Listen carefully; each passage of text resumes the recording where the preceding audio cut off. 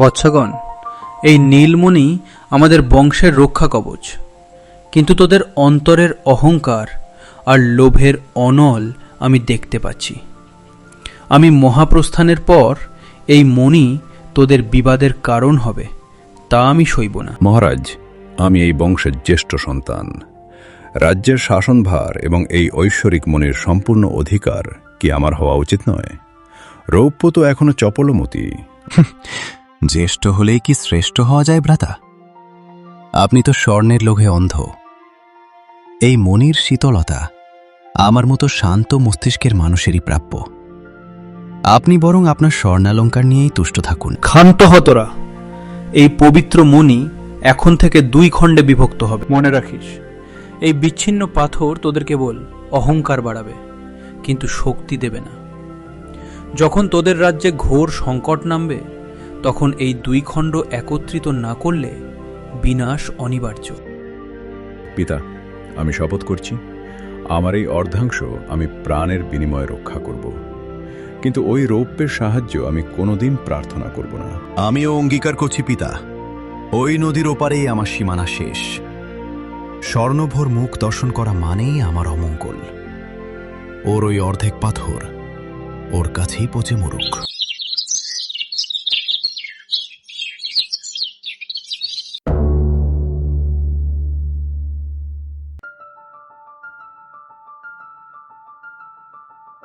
সেনাপতি, আজ থেকেই ঘোষণা করে দাও, এই নদীর এপার স্বর্ণরাজ্য, ওপারে আমার ভ্রাতার ছায়াও যেন এই মাটিতে না পড়ে। সেনাপতি, আজ থেকে ওপার আমাদের জন্য নিষিদ্ধ। ওই দাম্ভিক স্বর্ণভ যদি নদীর জল স্পর্শ করে, তবে সেই জল অপবিত্র হয়ে যাবে। আমাদের রাজ্যের নাম হবে রূপোর রাজ্য।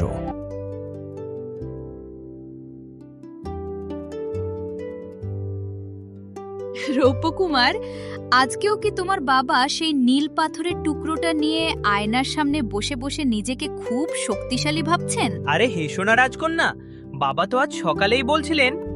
রৌপ্যকুমার, দেখে নিস, ওই স্বর্ণভ রাজার অর্ধেক পাথরটা কোনো কাজের না। ওটা দিয়ে নাকি আজকাল মশা তাড়ানো হয়। আমার বাবাও কম যান না। তিনি কাল রাত্রে বলছিলেন তোমার বাবার অর্ধেক পাথরটা নাকি আসলে কাচের টুকরো, অন্ধকারে ওটা আর জ্বলেই না। আমাদের বাবারা যদি জানতেন আমরা রোজ এভাবে লুকিয়ে গল্প করি, তাহলে নির্ঘাত আমাদের দুজনকে মেরে ফেলতেন। একদম, তারা একে অপরের মুখ দেখবেন না বলে প্রতিজ্ঞা করেছেন, অথচ আমরা একে অপরের বন্ধু। কিন্তু শোনো রৌপ্যকুমার, আমার আজকাল খুব ভয় করে। ওই দূরের কালো জঙ্গলটা দেখেছ? ওখান থেকে কেমন অদ্ভুত সব আওয়াজ আসে।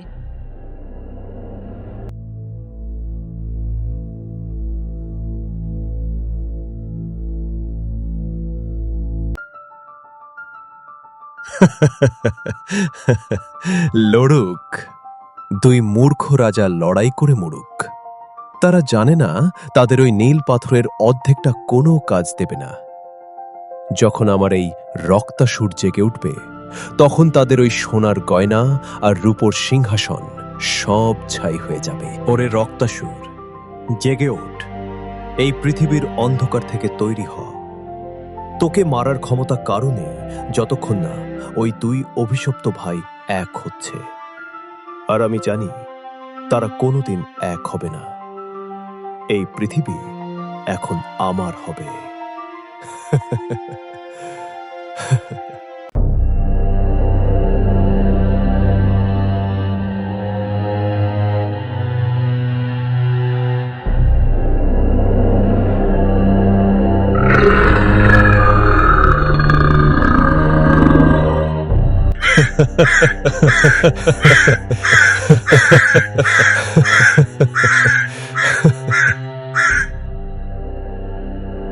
এটা কিসের শব্দ ছিল স্বর্ণলতা? জানি না রৌপ্যকুমার, কিন্তু আমার খুব ভয় লাগছে।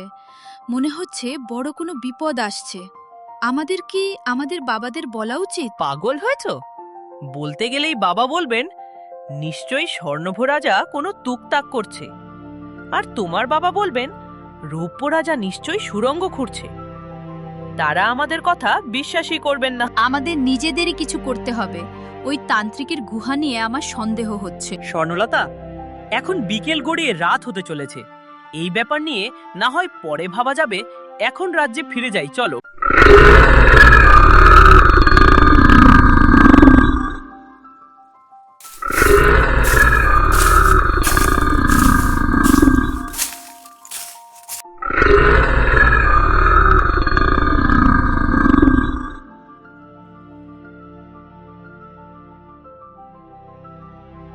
কিসের এই আস্ফালন সেনাপতি? আমাদের স্বর্ণ সেনাদের বলো তলোয়ার শান দিতে। কোনো এক বন্য পশু এসেছে মনে হয়, ওটাকে টুকরো টুকরো করে নদীতে ভাসিয়ে দাও। মহারাজ, ওটা কোনো সাধারণ পশু নয়, ওটা একটা ভয়ঙ্কর তান্ত্রিকের সৃষ্টি অসুর। ওর গা থেকে আগুন বেরোচ্ছে। আরে রাখো তোমার অসুর, আমার কাছে অর্ধেক নীল পাথর আছে, ওর কিচ্ছু করার ক্ষমতা নেই। আর শোনো, খবরদার, ওই রূপোর রাজ্যের সাহায্য যেন চাইতে না হয়, আমি একাই যথেষ্ট। মন্ত্রী, আমাদের রূপোর বর্ম পরা সেনাদের সীমান্তে পাঠাও। ওই অসুরটা নিশ্চয়ই ওই স্বার্থপর স্বর্ণভর রাজার কোনো চাল। ওটা আমাদের রাজ্যে ঢোকার আগেই শেষ করে দাও। কিন্তু মহারাজ, অসুরটা তো 2 রাজ্যকেই ধ্বংস করতে আসছে। আমরা কি ওপারের সাথে কথা বলবো? কখনো না, মরে যাব তবু ওই অপদার্থ ভাইয়ের সাহায্য নেব না। আমার বীর সৈন্যরা একাই অসুরটাকে জমের দুয়ারে পাঠাবে।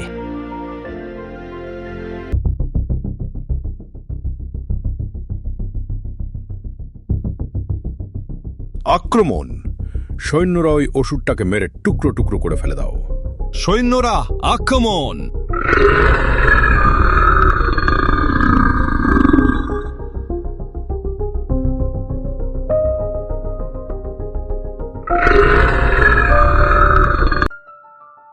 স্বর্ণলতা, দেখেছ তো আমাদের বাবারা নিজেদের জেদের জন্য কতগুলো মানুষকে অকাতরে মরতে দিলেন।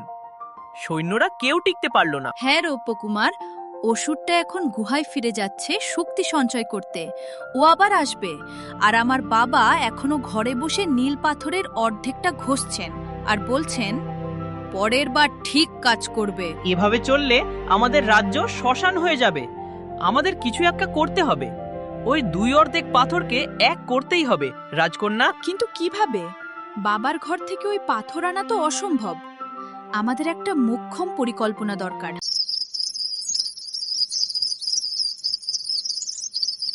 ক্ষমা করবেন পিতা, আপনার এই জেদ আজ রাজ্যটাকে ধ্বংসের মুখে ঠেলে দিয়েছে। আজ যদি আমি এই পাথর না নেই, তবে আগামীকাল আমাদের কারো অস্তিত্ব থাকবে না।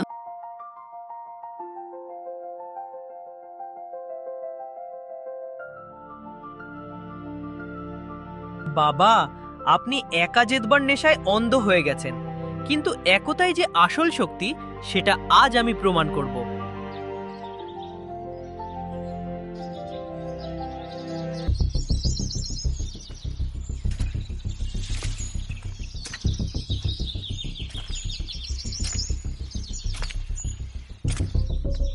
এনেছো স্বর্ণলতা? হ্যাঁ এনেছি, কিন্তু আমার হাত কাঁপছে রৌপ্যকুমার। যদি পাথর দুটো জোড়া না লাগে? আমাদের বিশ্বাসই আমাদের শক্তি। ধরো।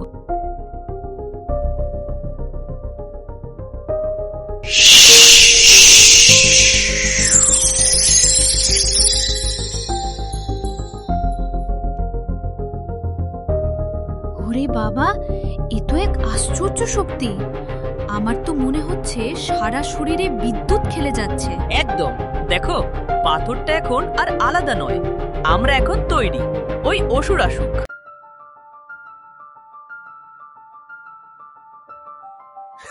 যা ওরে রক্তাসুর, এবার যা। 2 রাজা এখন নিঃস্ব, তাদের সৈন্যদের মেরুদণ্ড ভেঙে গেছে। এবার গিয়ে পাথর দুটো কেড়ে নিয়ে আয়।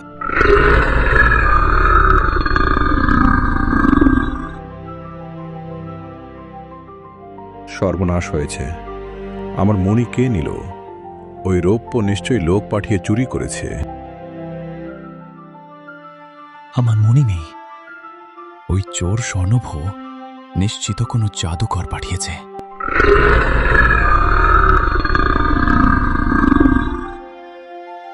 বাবা ঝগড়া থামান, আমরা আছি এখানে। আপনি এখন আমার সাথে প্রাসাদের বাইরে চলুন।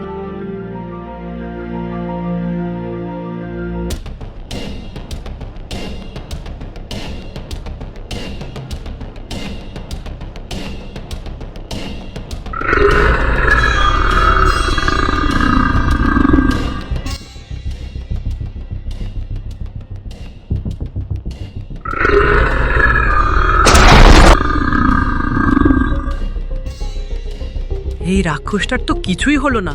দাঁড়াও, ধৈর্য ধরো।